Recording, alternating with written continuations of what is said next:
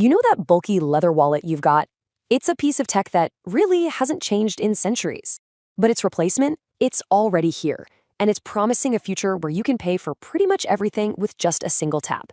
So today, we're going to pull back the curtain and demystify the digital wallet, how it actually works, what's holding it back, and when it might finally take over for good.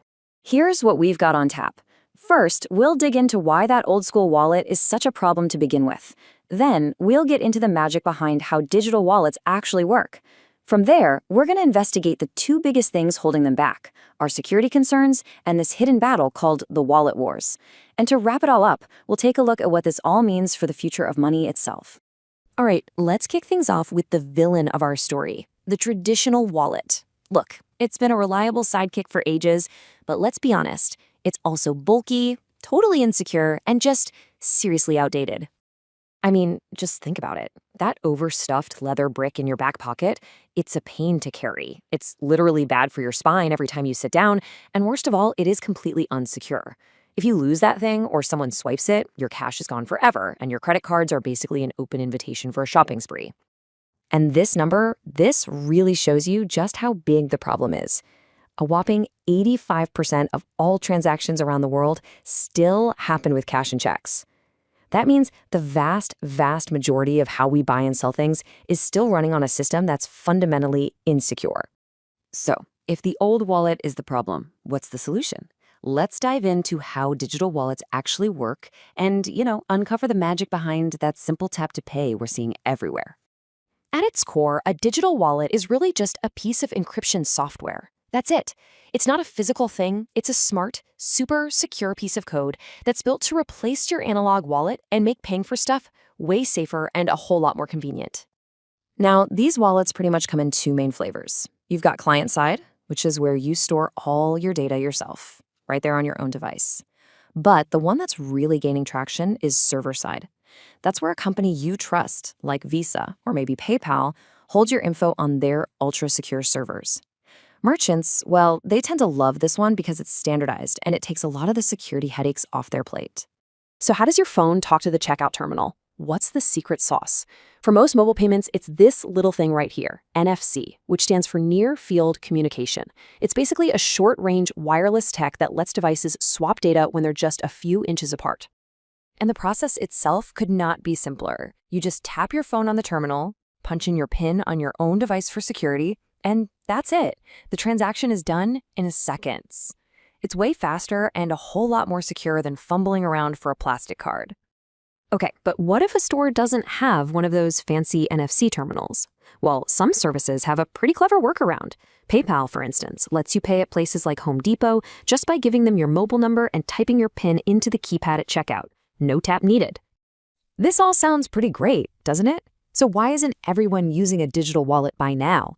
Well, that brings us to our next section, where we're going to tackle the two biggest hurdles, that universal question of security and a hidden corporate battle for control that's going on behind the scenes.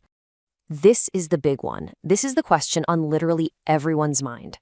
When your financial data is flying through the air, going from your phone through an app to the bank, it's totally natural to wonder, is it truly safe from hackers and thieves? Well, the good news is digital wallets are built with layers upon layers of protection. They use things like digital certificates to make sure both you and the merchant are who you say you are. And on phones with NFC, your financial data is stored on a completely separate, heavily encrypted chip. The key takeaway here is this. They are designed from the ground up to be far more secure than carrying around a physical wallet.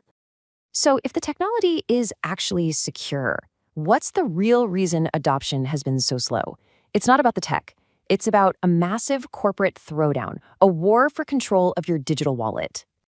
Everybody wants a piece of the pie. You've got the tech giants like Google and Apple, the old guard like Visa and MasterCard, payment processors like PayPal and Square, and even your wireless carriers like Verizon and AT&T. They are all fighting for control.